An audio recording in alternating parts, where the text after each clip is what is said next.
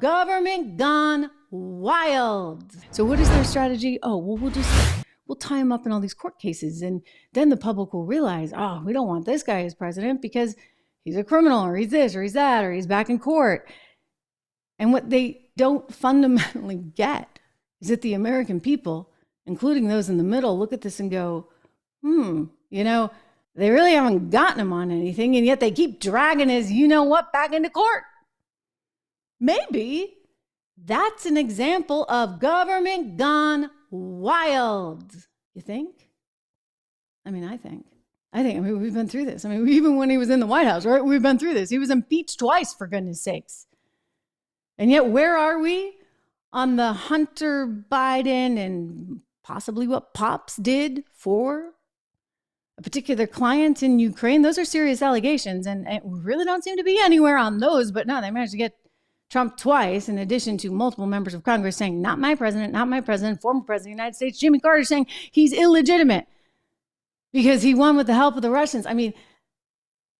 Do they think we forget these things? They must, because they don't understand the American people, period. What they've effectively done by going after Donald Trump so much is they've helped secure his position at the top of the GOP ticket. Now, you might say, well, is this deliberate? Is this what they wanted? After all, it is what they wanted back in 2016. Hillary Clinton really wanted Donald Trump to win. She thought, if I can just run against Donald Trump, then I'll win. That didn't work out so well. And so now you look at it and you say, okay, is this their playbook again? Do they just want to run against Trump because they figure they can just make Joe Biden into the nice guy? Here's the problem with that. You know what? Joe Biden, I hear, is not all that nice a guy. I also hear and know that his policy is just plain lousy. And you know what? Don't take my word for it. Look at where we are in inflation today. We still have inflation to the point where the Federal Reserve is not going to be able to actually cut rates like it had hoped to do, right? They want to cut rates going into an election because then the White House is all happy, nobody's mad. They may have to hike at this point, not that they would.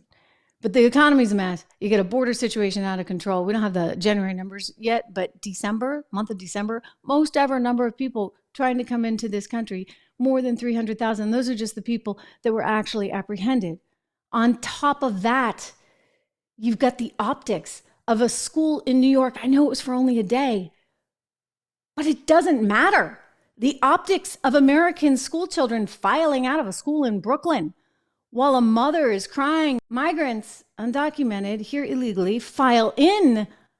That's not a good look, okay? I'm just going to tell you, I've been in television long enough to know that you don't want that video on TV if you're Joe Biden. And yet this is what's happening, okay? So it's resonating with people. I'm sorry, you can't get around it. You can't get around it. In fact, this is why reality is catching up